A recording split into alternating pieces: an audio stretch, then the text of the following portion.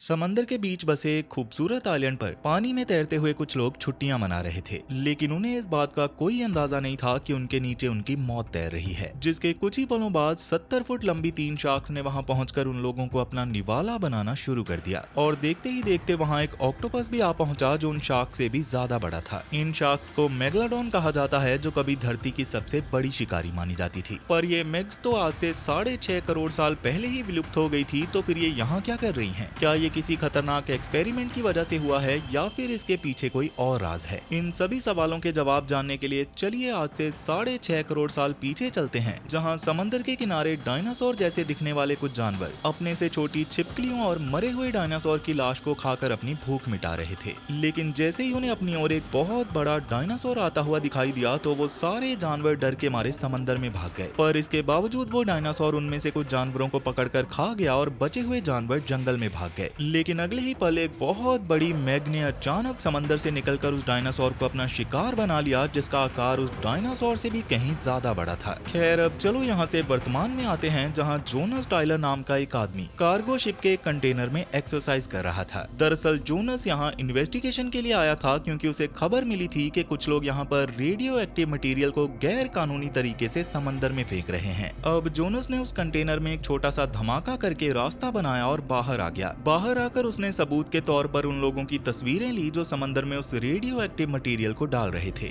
मगर इसके बाद जब वो अंदर जाकर इस घिनौने काम के कच्चे चिट्ठे की फोटोज ले रहा था, तभी अचानक उस शिप के लोगों की नजर जोनस पर पड़ गई और वो जोनस को मारने के लिए उसके पीछे पड़ गए। मगर जोनस के हाथ में पहले ही सारे सबूत लग चुके थे, इसलिए उनमें से कुछ लोगों को धूल चटाने के बाद जोनस बिना कुछ सोचे समझे समंदर में कूद गया। उन शिप वालों को लग रहा था कि जोनस अब समंदर में ही मारा जाएगा, क्योंकि ये जगह किनारे से बहुत दूर थी। पर जोनस ने इसके लिए पहले ही एक प्लान बनाया हुआ था, जिसके मुताबिक उसके दोस्त मैक और रीगस एक प्लेन लेकर वहां आए और जोनस को समंदर से निकालकर वापस अपने स्टेशन पर ले गए।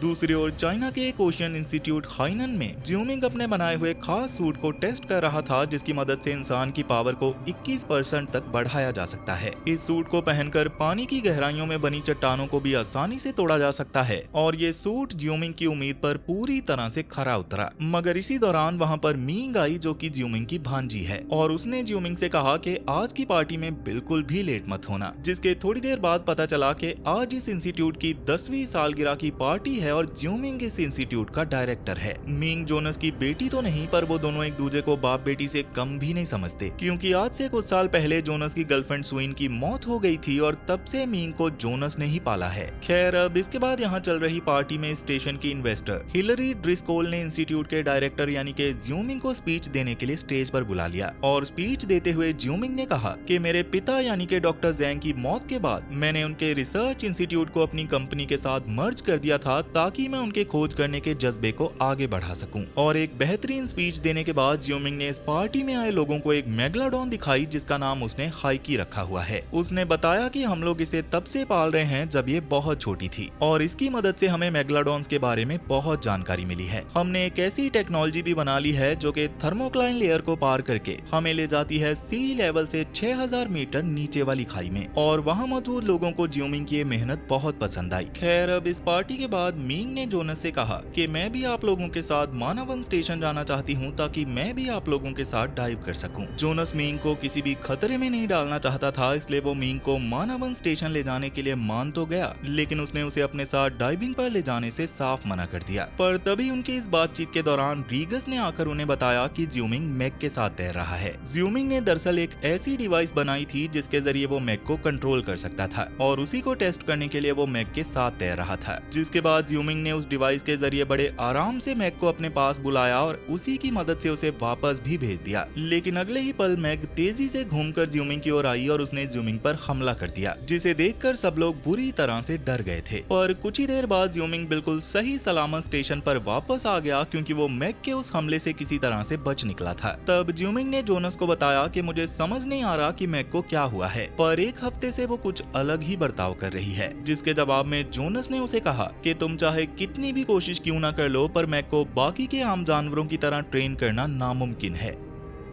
खैर अब अगले दिन जोनस और ज्यूमिंग अपनी टीम के साथ मानवन स्टेशन पहुंचे और सबमरीन्स लेकर डाइविंग के लिए निकल पड़े। पर जब वो पानी में काफी अंदर तक जा चुके थे तभी मींग बाहर आई, जो सबमरीन में छुपकर उनके साथ इस डाइविंग मिशन पर आ गई थी। तब मींग को वहां देखकर जोनस ने वापस जाने की बात की क्योंकि ये जगह खतरों से भरी हुई है, मगर उसकी बाकी की टीम ने उसे समझाया कि चिंता की कोई बात नहीं है क्योंकि मींग हमारे साथ है। लेकिन उन लोगों की इन बातों के दौरान अचानक ज्यूमिंग ने बताया कि हमारे पास एक मैक घूम रही है जो कोई और नहीं बल्कि मेरी पालतू मैक हाइकी है, जो कि कल रात बैरियर तोड़कर कैद से भाग निकली और अब वो उन लोगों का पीछा कर रही थी। तब उससे बचने के लिए उन्होंने सबमरीन्स की स्पीड बढ़ाई और लाइट्स को कम करने के साथ साथ उस मैक से बचने के लिए थर्मोक्लाइन लेयर के अंदर घुस गए। लेकिन वहाँ का नजारा देखकर उनकी आंखें फटी की फटी रह गई क्योंकि वहाँ उन्हें हाइकी के अलावा दो और मैक दिखाई दी, जिनमें से एक का आकार इतना बड़ा था कि उनमें से किसी ने भी आज से पहले इतनी बड़ी मैक देखी तक नहीं थी। तब ज्यूमिंग ने अपना डाइविंग प्लान चेंज कर दिया क्योंकि वो जानना चाहता था कि ये तीनों मैग्स एक साथ क्या कर रही हैं, क्योंकि मैग्स हमेशा अकेली रहना ही पसंद करती हैं। जिसके बाद वो सब उन मैग्स का पीछा करते हुए समंदर के एक अनजान इलाके में आ पहुंचे, जहां उन्हें एक रिसर्च स्टेशन दिखाई दिया, जिसे देखकर वो लोग बहुत हैरान थे क्योंकि ऐसी टेक्नोलॉजी अभी तक किसी के पास नहीं थी जिसके जरिए वो पानी के इतना अंदर स्टेशन बनाकर माइनिंग कर सके। खैर अब इस सब के बाद वो लोग जांच करने के लिए उस अनजान स्टेशन की ओर बढ़ने लगे, लेकिन वहीं एक सबमरीन में बैठे मॉन्टस नाम के एक आदमी ने जोनस और उसकी टीम को स्टेशन की ओर जाते हुए देख लिया था और वो नहीं चाहता था कि उन लोगों को इसके बारे में कुछ भी पता चले, इसलिए उन्हें मारने के लिए मॉन्टस ने वहाँ एक बहुत बड़ा धमाका कर दिया, जिसकी वजह से वहाँ लैंडस्लाइड हो गई और जोनस और ज्यूमिंग की शिप पत्थरों से टकराकर इतनी बुरी तरह से डैमेज हो गई कि मेन स्टेशन से उनका कनेक्शन तक टूट चुका था। इसलिए मैक ने डीजे को लगातार उनसे कांटेक्ट करने की कोशिश करते रहने को कहा और जेस को रेस्क्यू सबमरीन को तैयार करने भेज दिया। मगर वहां जाते ही जेस ने मैक को बताया कि रेस्क्यू सबमरीन की बैटरीज को किसी ने जानबूझकर खराब कर दिया था, जिसकी वजह से वो सबमरीन काम नहीं कर रही थी।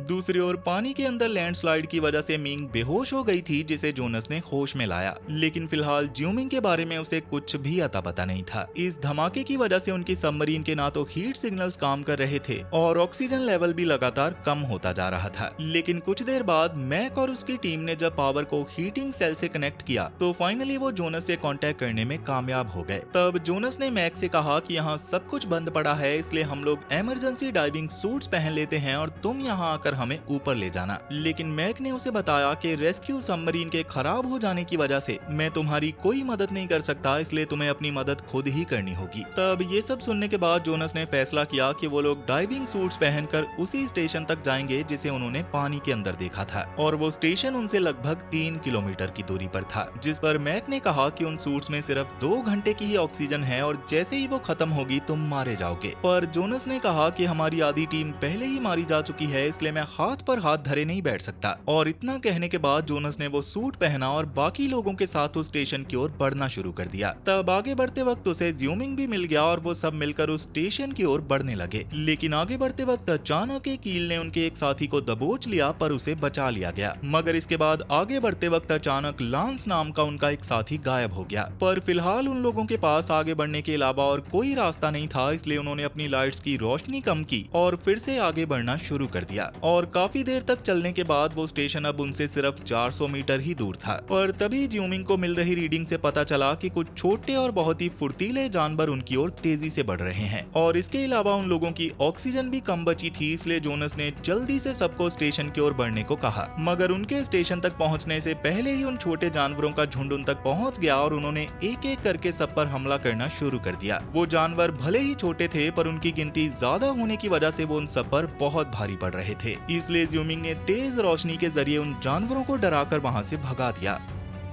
पर असल में वो जानवर उस रोशनी से नहीं बल्कि मैक से डरकर भागे थे, क्योंकि उस रोशनी ने मैक को अपनी ओर आकर्षित कर लिया था। तब मैक के इस हमले में उनके 3 टीम मेंबर्स मारे गए, जबकि जोनस, मींग, ज्यूमिंग और रीगस वक्त रहते उस स्टेशन में पहुंचकर अपनी जान बचाने में कामयाब हो गए। अब उस स्टेशन में थोड़ी छानबीन करने के बाद उन्हें पता चला कि स्टेशन के जरिए वो लोग एक ऐसे मेटल की खुदाई कर रहे हैं जो कि सबसे घातक परमाणु हथियार बनाने के काम आता है और उसकी कीमत करोड़ों में है। खैर अब इसके थोड़ी देर बाद मींग ने मानवन मानवन स्टेशन से कांटेक्ट किया और जैस ने उन सबको बताया कि जो लोग भी समंदर के अंदर खुदाई कर रहे हैं वो लोग हमारे मानवन स्टेशन में भी घुस आए थे और उन्होंने हमारी रेस्क्यू सबमरीन को खराब कर दिया और हम पता लगाने की कोशिश कर रहे हैं कि वो लोग कौन थे। पर इसके साथ ही जैस ने उन्हें स्टेशन के इमरजेंसी पोर्ट्स तक जाने का रास्ता बताया ताकि वो लोग उनका इस्तेमाल करके समंदर से बाहर आ सकें, जिनकी तलाश में वो लोग एक ऐसी जगह पर पहुंच गए जहां के कंट्रोल्स बिल्कुल भी काम नहीं कर रहे थे। मगर कुछ ही देर में उस कमरे का दरवाजा अपने आप ही बंद हो गया और अगले ही पल जैस ने उनसे कांटेक्ट करके उन्हें कहा कि इस स्टेशन का पूरा कंट्रोल अब मेरे हाथ में है। जो लोग यहाँ पर खुदाई कर रहे हैं वो लोग हमारे ही आदमी हैं, इसलिए अगर तुम लोग यहाँ से जिंदा वापस जाना चाहते हो तो हमारे साथ शामिल हो जाओ। लेकिन जैसे ही जोनस ने इस घिनौने काम में उनका साथ देने से मना किया तो जैस ने वहाँ पड़े रेस्क्यू पॉड्स में से एक पॉड को रिलीज कर दिया, जिसे देखकर सब लोग काफी परेशान हो गए। अब इसके बाद जैस ने रीगस से कहा कि अगर तुम अपनी और मीन की जान बचाना चाहती हो तो तुम्हें इसी वक्त जोनस को गोली मारनी होगी। और जोनस भी मीन को बचाने के लिए अपनी कुर्बानी देने को तैयार था, पर चाहकर भी रीगस जोनस को नहीं मार पाई, जिसके बदले में जैस ने आखिरी बचे हुए पॉड को भी रिलीज कर दिया।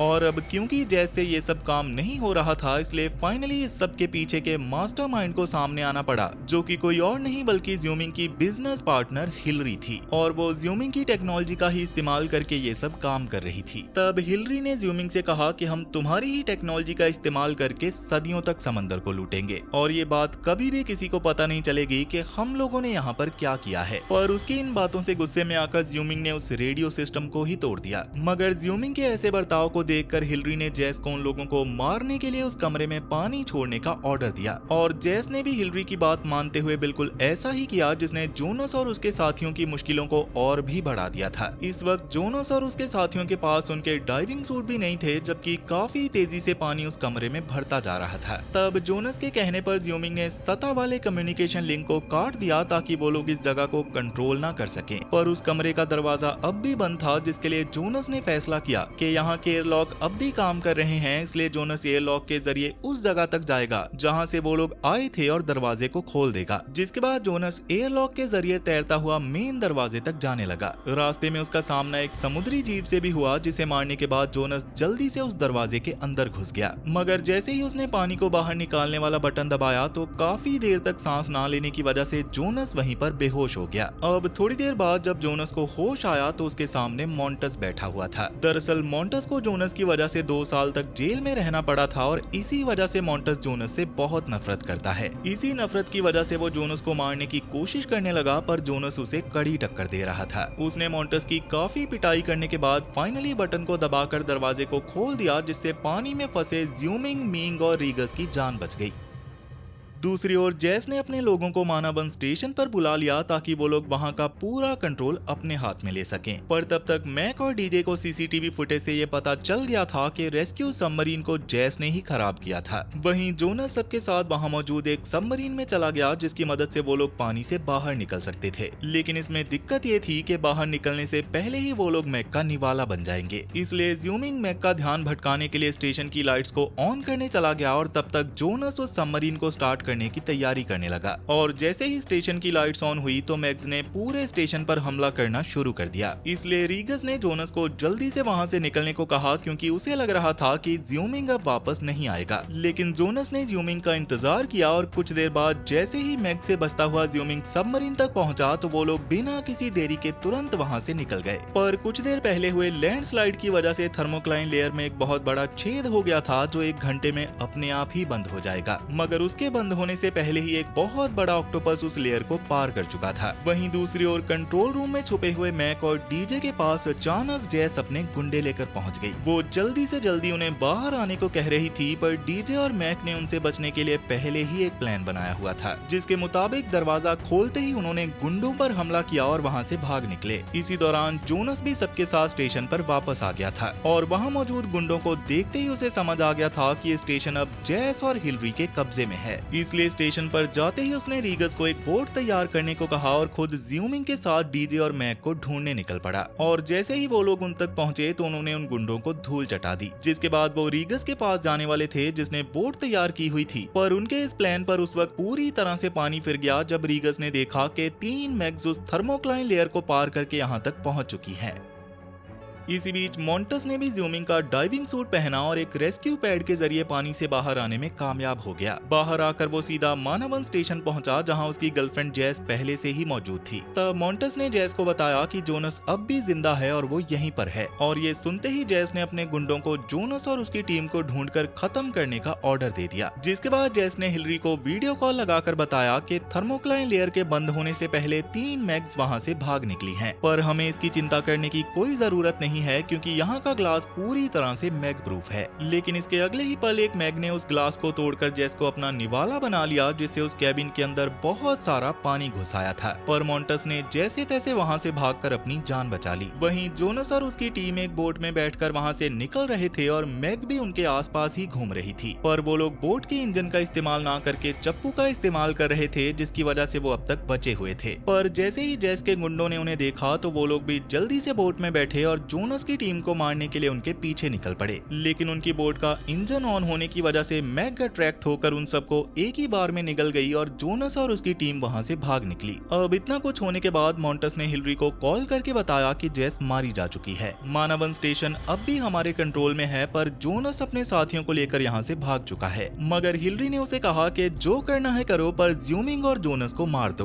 वहीं जोनस ने उस बोट पर ही उन मैग्स को मारने के लिए हथियार बना लिया। और तब ज्यूमिंग ने मैप में देखकर उन्हें बताया कि साउथ ईस्ट में फन आइलैंड नाम की एक जगह है, जहाँ पर कई सारे लोग रहते हैं और हमें वहाँ जाकर लोगों को मैग्स के बारे में आगाह करना होगा, क्योंकि मैग्स सबसे पहले उसी आइलैंड की ओर जाएंगी।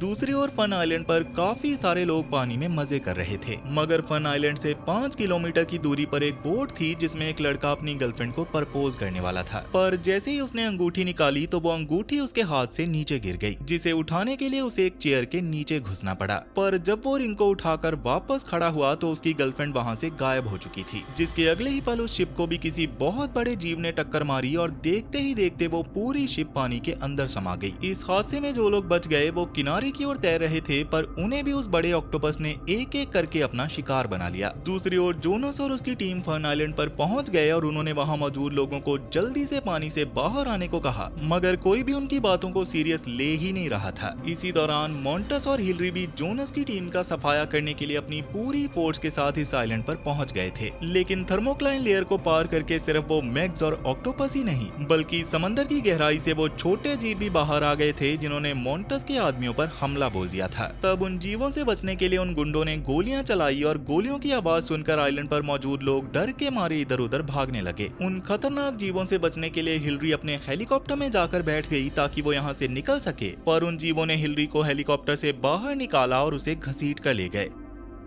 इसी दौरान मैग भी यहाँ पर आ चुकी थी और आते ही उन्होंने पानी में तैर रहे लोगों को खाना शुरू कर दिया, जिसे देखकर जोनस ने डीजे और रीगस को किसी को मदद के लिए बुलाने को कहा और खुद ज्यूमिंग और मैग के साथ मैग्स को यहाँ से दूर ले जाने की प्लानिंग करने लगा। पर इस वक्त कई लोग उन मैग्स का शिकार हो रहे थे, इसलिए उन्होंने मैग्स का ध्यान भटकाने के लिए जल्दी से पानी में जाने का सोचा। मगर इस वक्त किनारे पर बस एक ही बोट थी, इसलिए जोनस अकेला ही अपने बनाए हथियार को लेकर उस बोट के जरिए पानी में चला गया और 2 मैग्स को अपने पीछे उस आइलैंड से दूर ले जाने लगा। इधर मैक और ज्यूमिंग कुछ और गोला बारूद ढूंढते हुए एक स्टोर में आ गए, जहां हिलरी के गुंडों ने उन्हें घेर लिया। जिसके दौरान डीजे और रीगस भी एक क्रीचर से बचते हुए उसी स्टोर में आ पहुंचे और उन गुंडों ने उन पर भी हथियार तान लिए। तब उनसे बचने के लिए ज्यूमिंग ने बड़ी ही चालाकी से स्टोर के पीछे वाला शटर खोल दिया, जिसकी वजह से वो क्रीचर अंदर घुसकर उन गुंडों को अपना शिकार बनाने लगे और इसी बात का फायदा उठाकर ज्यूमिंग और उसके साथी वहां से भाग निकले। जिसके बाद मैक और ज्यूमिंग हेलीकॉप्टर के पास गए, जहां एक क्रीचर पहले से ही मौजूद था। तब ज्यूमिंग ने उसका ध्यान भटकाया और मैक जाकर हेलीकॉप्टर में बैठ गया। लेकिन एक क्रीचर को मारने के बाद जैसे ही ज्यूमिंग ने और भी कई सारे क्रीचर्स को अपनी ओर आते हुए देखा तो वो जल्दी से हेलीकॉप्टर की ओर भागा।